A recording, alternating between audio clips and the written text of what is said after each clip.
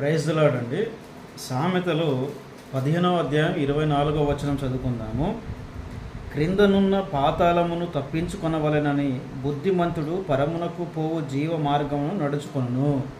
ఈ భూమి మీద బుద్ధిమంతుడు ఎవరు అంటే ప్రభువు అన్న యేసుక్రీస్తు చెప్పిన మాట ప్రకారం జీవిస్తూ పాతాళమును తప్పించుకొని దేవుని పరలోక రాజ్యంలోకి వెళ్ళాలి అనుకునేవాళ్ళు ఈ భూమి మీద బుద్ధిమంతుడు. పాతాళంలో అగ్ని ఉంటుంది. ఒక ధనవంతుడు సుఖంగా జీవిస్తూ చనిపోయిన తర్వాత పాతాళంలోకి వెళ్ళి యాతన బాధపడుతున్నాడు.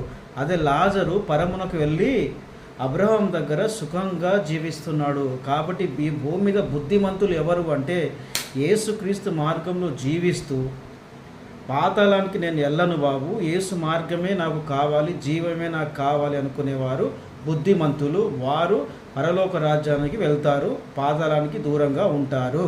గుర్తుపెట్టుకోండి.